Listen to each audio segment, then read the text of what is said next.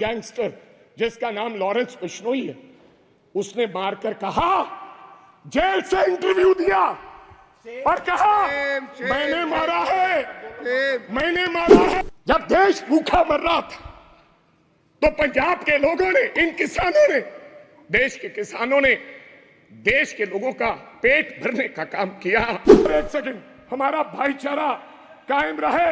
मैं बीजेपी वालों को हाथ जोड़कर गुजारिश करना चाहता हूं, देश के प्रधानमंत्री जी को, देश के गृह मंत्री जी को, कि मंगलसूत्र की बात ना करें। थैंक यू आप कब्रिस्तान की बात मत करें। मैं एक नारे के साथ अपनी बात खत्म करूंगा। आप कहते हैं हिंदुस्तान में परिंदा भी पर नहीं मार सकता। आप ये कहते हैं कि हम हैं, चिंता मत कीजिए। लेकिन क्या हुआ? नौजवान, 28 साल के नौजवान को गोलियों से मार मारकर, 10 गोलियां मारकर दिन दिहाड़े मार दिया गया। और मारा किसने? सभापति साहब, बहुत से लोग मारे जाते हैं, मारा किसने? एक तिहाड़ जेल में बैठा है। मैं बताना चाहता हूं, 700 किसान पंजाब का शहीद हुआ। और मेरी एक आदरणीय हमारी सांसद ने उन किसानों की मांओं के बारे में ये कहा कि ये तो 100-100 रुपए पे भाड़े पे लाए हुए लोग हैं। मेरे को शहीद ने एक बात कही कि अग्निवीर को शहीद का दर्जा इस देश में मिलना चाहिए।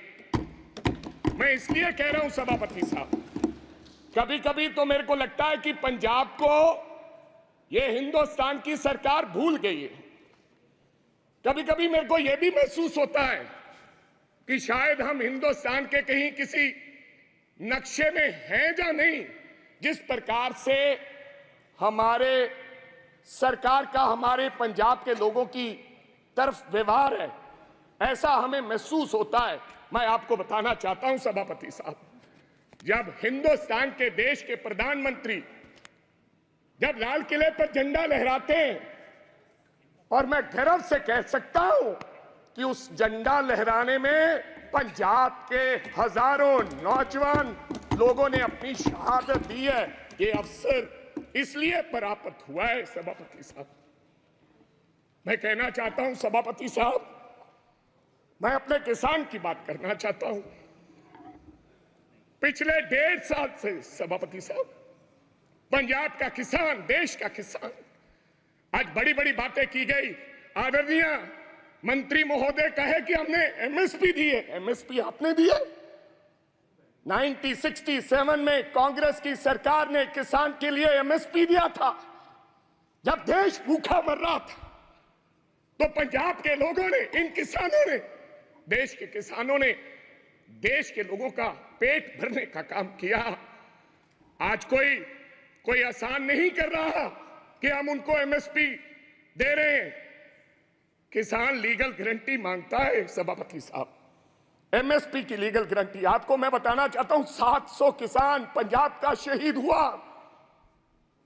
और मेरी एक आदरणीय हमारी सांसद ने उन किसानों की मांओं के बारे में ये कहा कि ये तो 100-100 रुपए पे भाड़े पे लाए हुए लोग हैं। मेरे को शर्म आती है इस बात की।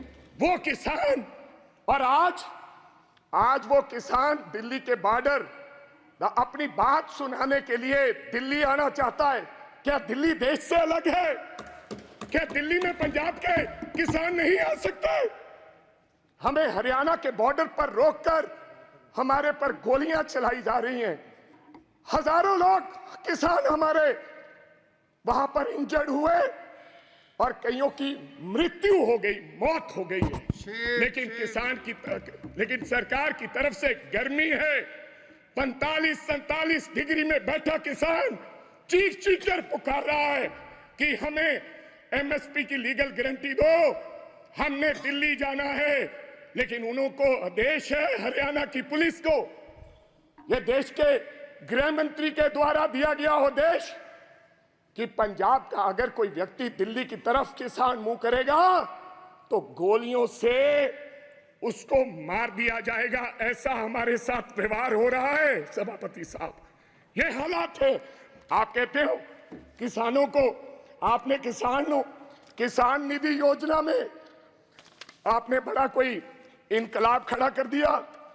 आपने कहा कि 3,20,000 करोड़ लोगों को हमने 20,000 करोड़ दिया है किसान निधि योजना के तहत। मैं पंजाब की बात बताना चाहता हूं।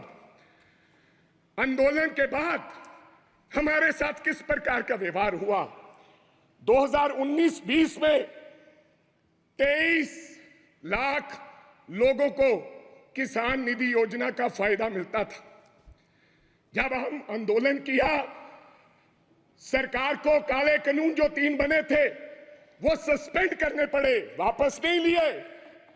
तो इन्होंने कहा कि अब इनकी निधि योजना बंद करो।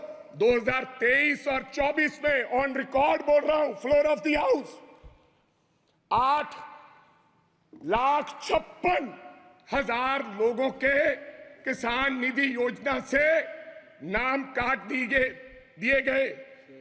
ये छोटी बात नहीं है। पर कहा गया कि इनके कागज इनकम्प्लीट थे, इसलिए हमने इनके ये खाते काट दिए गए। तो पहले आपने कैसे दे दिए 23.5 लाख लोगों को। मैं चलो ज्यादा कुछ ना कहते हुए मैं आगे एक बात और करनी चाहता हूं। सभापति साहब, ये किसान का हाल है। मैं बताना चाहता हूं, अभी मैं पेज नंबर 19 पे पढ़ रहा था कि ये भारतीय न्याय संहिता यानी कि penal code will come into force in the country from the 1st of July, लोगों को इंसाफ देने के लिए। और देश के गृह मंत्री ने लॉ एंड ऑर्डर की बात कही कि पंजाब में लॉ एंड ऑर्डर की स्थिति ठीक नहीं है।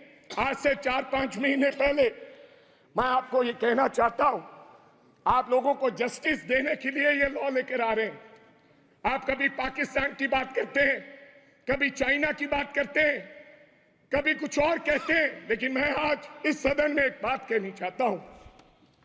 सभापति साहब, हमारा एक साथी था, उसका नाम था सिद्धू मूसेवाला, एक कलाकार था। दुनिया में उसका नाम था, चाहे तमिलनाडु हो, चाहे महाराष्ट्र हो, चाहे केरला हो, चाहे न्यूयॉर्क हो, उसके गाने पर दुनिया झूम उठती थी। और मैं ये भी कहना चाहता हूं सभापति साहब, टाइम स्क्वायर न्यूयॉर्क में हर तीसरे दिन सिद्धू मूसेवाला बजता है। बिलबोर्ड, जो बिलबोर्ड दुनिया के 100 गाने, उनमें से सिद्धू मूसेवाला हर रोज पहले, दूसरे, तीसरे नंबर पे वो व्यक्ति रहता है। उसके साथ हुआ क्या, मैं आज इस सदन को जानकारी और बताना चाहता हूं आपके माध्यम से। क्या हुआ 28 साल के नौजवान के साथ। हम नेशनल सिक्योरिटी की बात करते हैं, आप कहते हैं हिंदुस्तान में परिंदा भी पर नहीं मार सकता। आप ये कहते हैं कि हम हैं, चिंता मत कीजिए। लेकिन क्या हुआ, नौजवान 28 साल के नौजवान को गोलियों से मार कर 10 गोलियां मारकर दिन दहाड़े मार दिया गया। और मारा किसने? सभापति साहब, बहुत से लोग मारे जाते हैं, मारा किसने? एक तिहाड़ जेल में बैठा एक गैंगस्टर जिसका नाम लॉरेंस बिश्नोई है, उसने मारकर कहा, जेल से इंटरव्यू दिया और कहा मैंने मारा है। अभी तो सिद्धू मूसेवाला मारा है, अभी इसके बाप को भी मरना होगा। जेल से इंटरव्यू दिया। आप नेशनल सिक्योरिटी की बात करते हैं, कब इंसाफ मिलेगा सिद्धू मूसेवाला को? क्या होगा 28 साल का नौजवान जिसकी मां के एक बेटा था, एक, और बिना शादी के ब्याह में हमारे सर पर सेरे बांधे जाते हैं, सेराबंदी होती है, आपके भी होती है। डेड बॉडी पड़ी, डेड बॉडी पर मेरी उस मां ने, सिद्धू मूसेवाले की मां ने फिर सेरा लेकर आए और अपने बेटे के लाश पर सर पर सेरा बांध के उसकी विदाई की। ये हालात हैं। आप देश के गृह मंत्री हैं, इंसाफ दिलाएं और जेलों में बैठे ऐसे गैंगस्टर को आप निकाल के उस परिवार को इंसाफ दें। लास्ट बात सर, 1 मिनट में खत्म करूंगा। आप सभापति साहब, मैं ये इसमें लिखा है पेज नंबर 4, पॉइंट नंबर 5, क्या लिखा है? Now my government is striving to make India the third largest economy in the world. कैसे बनेगा साहब? मैं सब उस शहर से आता हूं, लुधियाना से, जो हिंदुस्तान का कभी कभी ईस्ट मैनचेस्टर कहा जाता है, जिसको आज क्या हालात हो गए इंडस्ट्री के, डाइंग इंडस्ट्री है सर, वहां पर साइकिल इंडस्ट्री है। लोग छोड़ के कारोबार धंधा बंद करके अब चले जा रहे हैं लुधियाना छोड़ के। ये हालात कर दिए। मैं एक छोटी सी उदाहरण देना चाहता हूं। 10 साल में हमें इस सरकार ने कुछ नहीं दिया।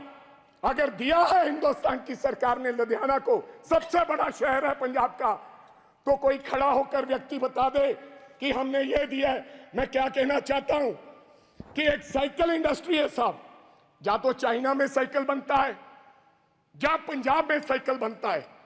चाइना में साइकिल की प्रोडक्शन क्या है, आप हैरान हो जाओगे। आप मेक इन इंडिया की बात करते हो, 28 से 30 करोड़ एक साल की चाइना प्रोडक्शन करता है, एक साल की 28 से 30 करोड़। लेकिन लुधियाना क्या प्रोडक्शन करता है? 2.5 करोड़। क्यों? वजह क्या है? हमारा साइकिल 3500 रुपए का शुरुआत में बिकता है, लेकिन चाइना का साइकिल $300 से शुरू होकर 2 लाख में बिकता है। इसका कारण क्या है? Make in India wrong policies. जब तक ये रॉन्ग पॉलिसीज हैं, समाप्त कीजिए, तब तक हमारा देश तरक्की नहीं कर सकता। कैसे तरक्की करेंगे? आपकी रॉन्ग पॉलिसीज की वजह से आज हमारी इंडस्ट्री, जो लुधियाना की इंडस्ट्री है, उसके ये हालात हो गए। अंत में एक लाइन में समाप्त करना चाहता हूं। हमारा भाईचारा बहुत कायम है स्पीकर साहब। पंजाब के लोग बेशक चाहे किसी पार्टी को वोट दो, आम आदमी पार्टी को लोगों ने वोट दिया, अकाली दल को दिया, कांग्रेस को दिया, बीजेपी वालों को भी दिया, लेकिन आपस का भाईचारा नहीं कभी टूटा। इस बार पहली बार राम जी के नाम पर, भगवान राम के नाम पर, भगवान हमारे भी हैं इनके, और भगवान ने बता दिया अयोध्या से ये संदेश दिया पूरे देश भर में कि राम भगवान बीजेपी के नहीं है। उन्होंने ये संदेश दिया। लास्ट मैं एक सेकंड पहले बोल रहे हैं, बोलो सभापति साहब, मैं एक नारे के साथ अपनी बात खत्म करूंगा। बस एक लाइन में खत्म कीजिए सर। एक सेकंड, हमारा भाईचारा कायम रहे। मैं बीजेपी वालों को हाथ जोड़कर गुजारिश करना चाहता हूं, देश के प्रधानमंत्री जी को, देश के गृह मंत्री जी को, कि मंगलसूत्र की बात ना करें। थैंक यू आप कब्रिस्तान की बात मत करें। मैं एक नारे के साथ अपनी बात खत्म करूंगा। मंदिर बांटा, मस्जिद बांटी, मंदिर बांटा, मस्जिद बांटी, बांट दिया भगवान को। ओ शर्म करो बीजेपी वालों, मत बांटो इस देश के बोले वाले इंसान को, मत बांटो इस देश के बोले वाले इंसान।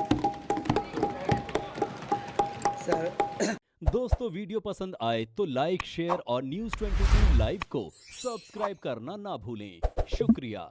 देखते रहें News 22 लाइव, सदैव आपके साथ।